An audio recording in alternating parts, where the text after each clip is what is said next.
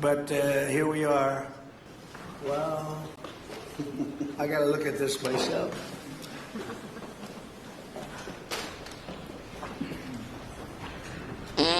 Wow. What a view.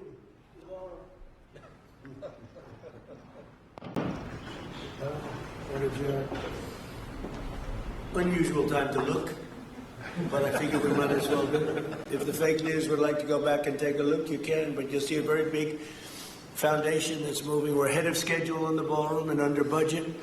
It's going to be, I don't think there'll be anything like it in the world, actually. I think it's going to be the best. We went from, this is, as you know, our biggest room, which would seat 100 for dinner, maybe, if you're lucky, if you're nice and tight.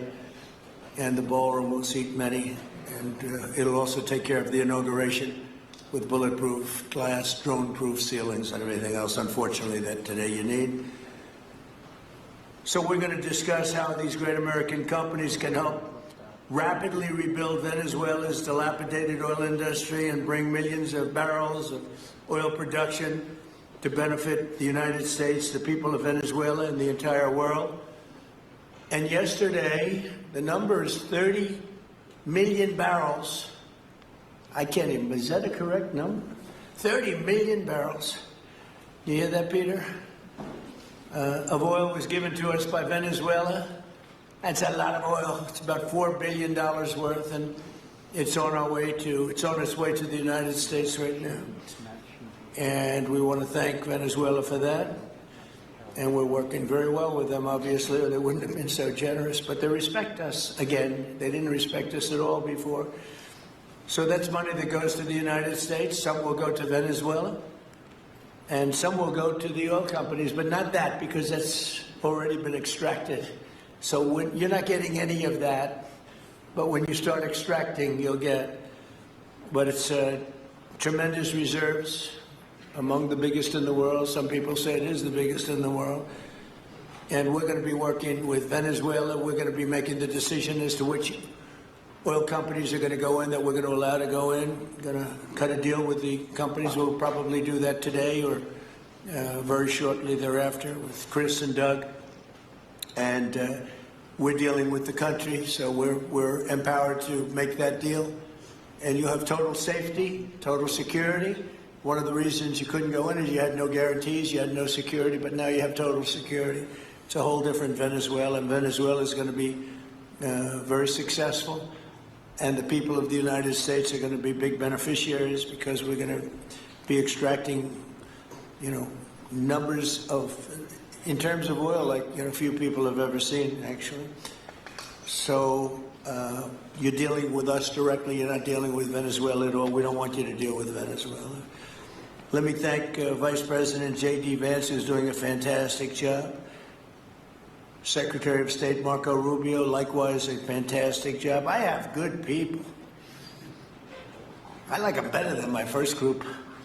But we had despite that, we had a great first term. We had some great people there too, by the way.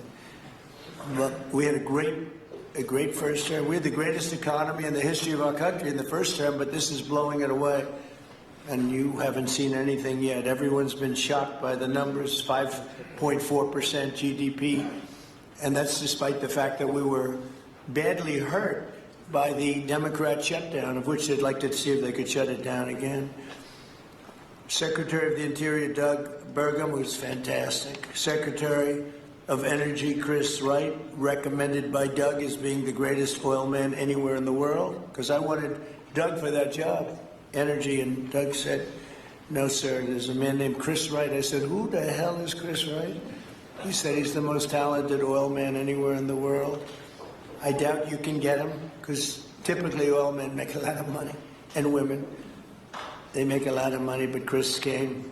You took one of the greatest salary cuts probably in history, Chris, right? But he's a fantastic person, loves our country, and many other important members of this team. And I want to thank them for their efforts. As you know, last week, the United States Armed Forces performed one of the most spectacular military operations in American history, apprehending the outlaw dictator Nicolas Maduro for his crimes against the United States, crimes for which he has now been indicted and is in federal court awaiting trial, and he killed many people, millions of people, actually, and allowed jails, prisons, mental institutions, insane asylums, drug dealers, drug addicts to pour into our country totally unchecked because of Sleepy Joe Biden's policy of open borders, the stupidest thing I've ever seen. We're getting them all out. The departure of Maduro makes it possible an incredible future for both nations, Venezuela and the United States, in which we will more closely integrate the economies of two major energy powers in the Western Hemisphere. Energy coming out of Venezuela was very small. One of the things the United States gets out of this will be even lower energy prices. We have people now getting gasoline for $1.99, $1.96, $1.95, $1.92 yesterday, somebody. And it used to be $3.50, $4, $5 a gallon. Think of that, $1.99. Decades ago, the United States built Venezuela's oil industry at tremendous expense with American skill, technology, know-how, and dollars. But those assets were stolen from us. I'd like to ask JD to say a few words, please. Thank you. Thank you, Mr. President. Thanks to everybody for being here. You know, as a Marine Corps veteran for my entire lifetime, presidents, and let's be honest, they were Democrats and Republicans, would send the American military to far-off places. They would get us involved in these endless quagmires. They would lose hundreds or thousands of American lives, and the American people would get nothing out of these misadventures. And now you have an American president who's empowered the American military to stop the flow of drugs into our country and to ensure that we, as opposed to our adversaries, control one of the great energy reserves that exist anywhere in the entire world. And he did it without losing a single American life in the process. It was an amazing operation. It's going to make our country richer. It's going to make our country more powerful. It's going to make our country safer. And it's going to lead to the decline, the further decline of drug overdose deaths in the United States of America. An amazing thing, and I'm happy to be here to talk about how we can make it an even bigger and better operation for the American people. Thank you, sir. Thank you very much. Marco? Thank you, Mr. President. And I think this is a reminder that everything this president does, everything President Trump does is with the American people in mind. It was not in the national interest or national security of the United States and of our people to have in our own hemisphere a country, not just with vast energy reserves, but controlled by an indicted narco-trafficker who flooded our country with illegal immigration, including drug gang members, openly cooperated with drug gangs, and by the way, stole the wealth of that country to fund a repressive regime and also benefit adversaries such as Iran. All of that is now changing. As part of this process, the first phase, of course, is the phase we're in now, which is the stabilization phase. We do not want to see destabilization in the country. We're working very cooperatively with the interim authorities there to provide a market for the sale of the wealth of Venezuela in such a way that benefits the people, both of the United States, but also the people of Venezuela. And as a reminder to everyone, the President announced this just 2 days ago. Every penny, everything they buy with the money that they're making from the oil now, Mr. President, will be bought from America. And that includes everything from equipment for the oil industry to food to medicine and everything in between.